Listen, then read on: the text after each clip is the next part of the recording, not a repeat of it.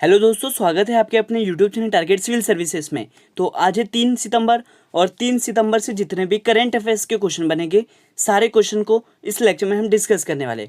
और सबसे पहले दोस्तों हम बात करेंगे, जो लास्ट क्लास में आपसे क्वेश्चन पूछा गया था कि शांति के नोबेल पुरस्कार 2020 से किसे सम्मानित किया गया था। तो ये सम्मानित किया गया था दोस्तों वर्ल्ड फूड प्रोग्राम को। यहाँ पे करेक्ट आंसर क्या हो जाएगा? ऑप्शन 2।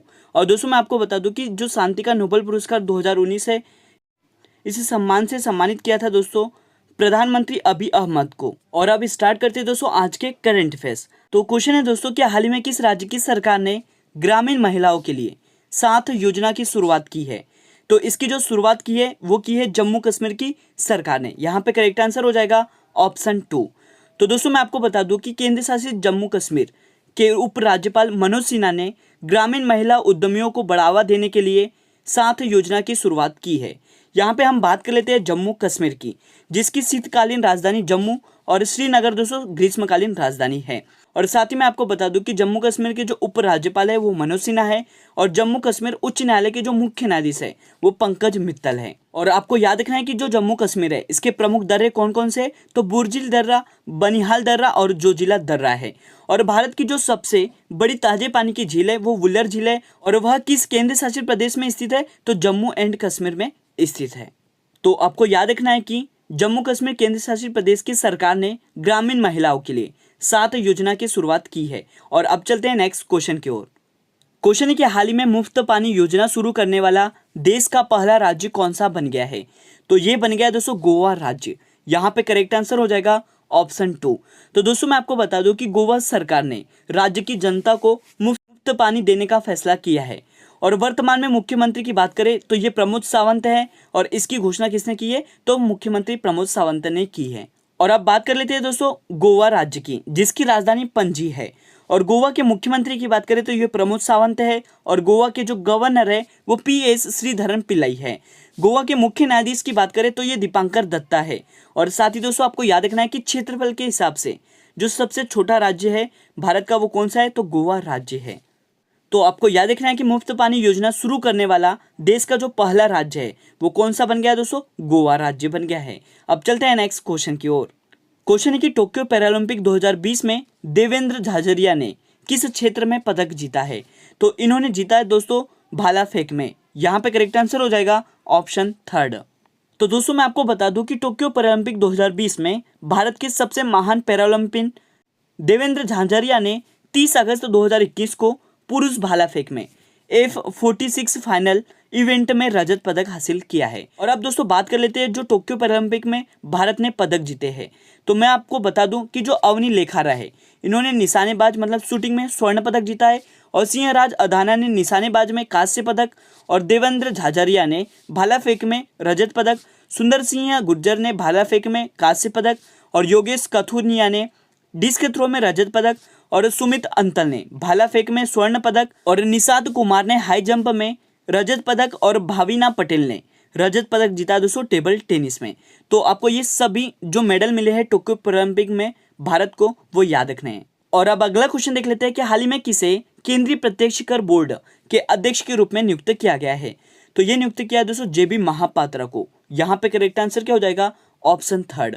और आप देख सकते हैं दोस्तों ये है JB महापात्रा।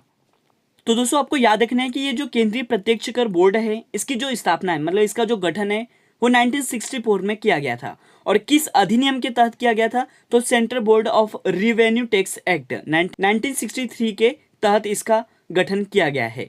यहाँ पे दोस्तों मैं आपको कुछ इंपॉर्टेंट पॉइंट बता देता हूँ। जैसे कि हम बात करें नीति आयोग के अध्यक्ष की, तो ये हमारे देश के प्रधानमंत्री होते हैं। तो वर्तमान में जो नीति आयोग के अध्यक्ष है वो नरेंद्र मोदी है। नेक्स्ट पॉइंट में आपको याद रखना है कि वित्त आयोग के अध्यक्ष कौन है? तो ये NK सिंह है। और अगला पॉइंट है दोस्तों राष्ट्रीय अनुसूचित जाति आयोग के अध्यक्ष कौन है? तो ये विजय सांपला है। और जो GST बिल काउंसिल के अध्यक्ष है वो कौन होते हैं? तो वित्त मंत्री होते हैं। तो ये वर्तमान में कौन है GST काउंसिल के अध्यक्ष? तो निर्मला सीतारमन है। और अब चलते हैं नेक्स्ट क्वेश्चन की ओर। अगला क्वेश्चन है कि हाल ही में वैज्ञानिक डॉक्टर फिरदौसी कादरी ने रेमन मैग्सेसे पुरस्कार 2021 को जीता है, और उनका जो संबंध है वो किस देश से है ये आपको बताना है।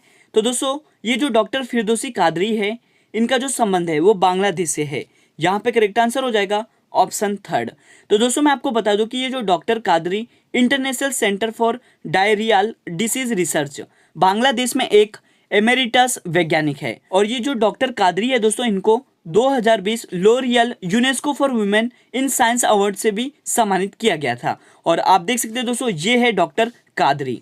और मैं आपको बता दूं दोस्तों कि ये जो रेमन मैग्सेसे पुरस्कार है, यह एशिया का सर्वोच्च सम्मान है। और इसकी जो शुरुआत है वो अप्रैल 1957 में की गई थी। मतलब ये जो रेमन मैग्सेसे पुरस्कार है, इसकी जो शुरुआत है वो कब की गई थी दोस्तों? तो 1957। और ये क्वेश्चन दोस्तों SSC CGL में भी पूछा गया था। और अब चलते हैं नेक्स्ट क्वेश्चन की ओर।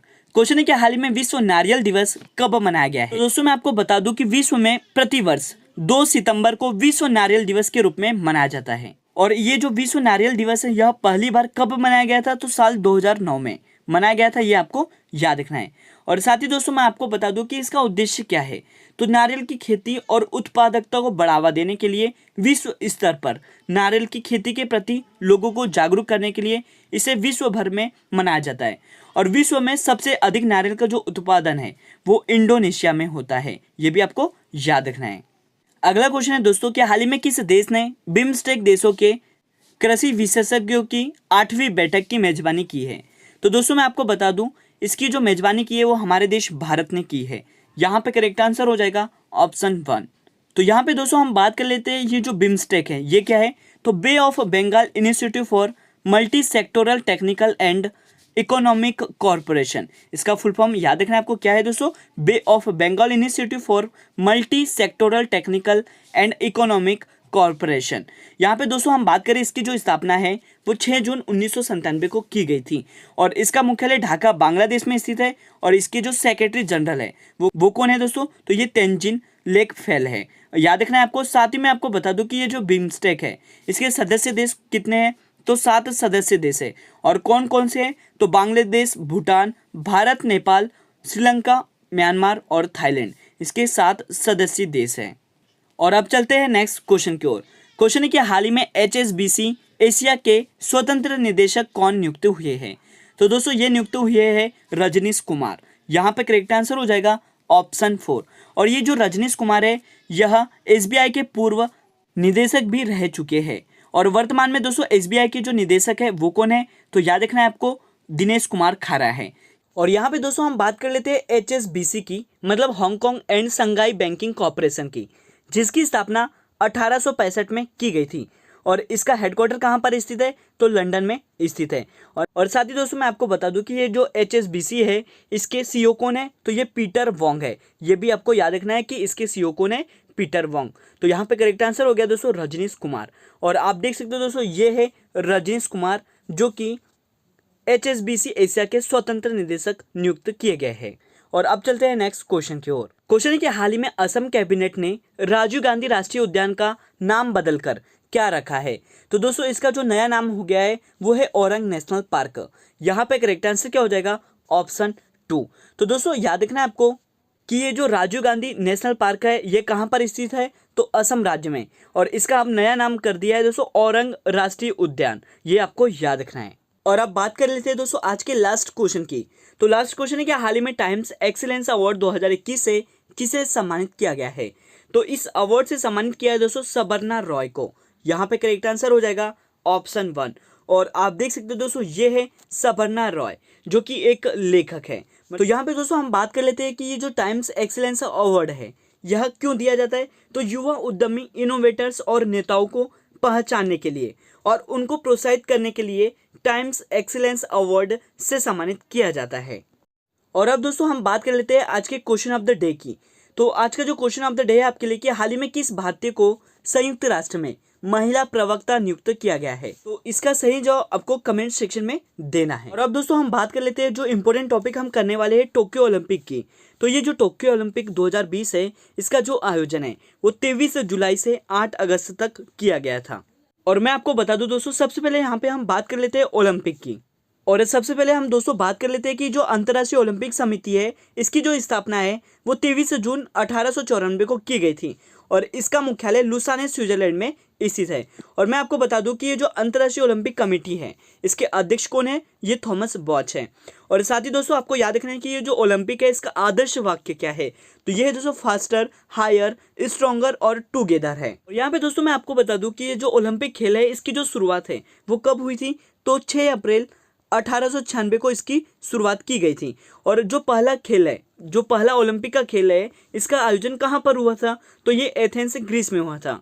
और ओलंपिक खेल को जो शुरू करने का श्रेय है वो किसको जाता है दोस्तों, तो ये पियरे डी कुबर्टिन को जाता है। और साथ ही आपको एक और इम्पोर्टेंट याद रखना है कि ओलंपिक खेल का जो आयोजन है वो प्रत्येक कितने वर्ष के अंतराल में होता है, तो ये 4 वर्ष के अंतराल में होता है। और अब दोस्तों हम बात कर लेते हैं कि ये जो टोक्यो ओलंपिक 2020 हुआ था इसमें भारत ने कौन कौन से पदक जीते हैं। तो दोस्तों मैं आपको बता दूं कि टोक्यो ओलंपिक में भारत ने 7 मेडल जीते हैं, जिनमें से एक गोल्ड मेडल, और ये गोल्ड मेडल जीता था नीरज चोपड़ा ने, जिनका संबंध भाला फेंक से है। और सिल्वर मेडल की यहाँ पे हम बात कर रहे हैं तो मीराबाई चानू ने सिल्वर मेडल और रवि कुमार दाहिया ने सिल्वर मेडल जीता है। और मैं आपको बता दूं दोस्तों कि ये जो मीराबाई चानू है इनका संबंध किससे है, तो वेट लिफ्टिंग से है। और ये जो रवि कुमार दाहिया है इनका संबंध रेसलिंग से है। दोस्तों हम बात कर लेते हैं ब्रॉन्ज मेडल विजेताओं की। तो भारत ने टोक्यो ओलंपिक 2020 में 4 ब्रॉन्ज मेडल जीते हैं, जिनमें से पहला दोस्तों बैडमिंटन में जीता था, दूसरा बॉक्सिंग में, तीसरा हॉकी में और चौथा रेसलिंग में जीता है। और यहाँ पे दोस्तों सबसे पहले हम बात करें बैडमिंटन की, तो बैडमिंटन में पीवी सिंधु ने ब्रॉन्ज मेडल अपने नाम किया था। और लवलीना ने दोस्तों बॉक्सिंग में ब्रॉन्ज मेडल जीता है। और तीसरा ब्रॉन्ज मेडल किसने जीता है दोस्तों, हॉकी टीम ने। 41 साल के बाद भारत ने मेडल अपने नाम किया है। और कौन सा पदक जीता है, तो कांस्य पदक।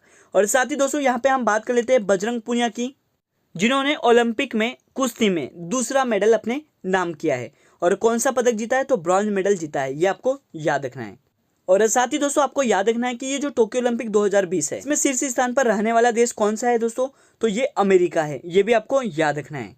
तो आज का हमारा वीडियो लेक्चर यहीं पर एंड होता है। अगर आपको हमारा लेक्चर अच्छा लगा हो और हमारी मेहनत अच्छी लगी हो तो इसे लाइक करना दोस्तों, शेयर करना। अगर आप इस चैनल पर नए हो तो इसे सब्सक्राइब भी जरूर करना। Thank you so much guys for watching this video. Bye bye, take care.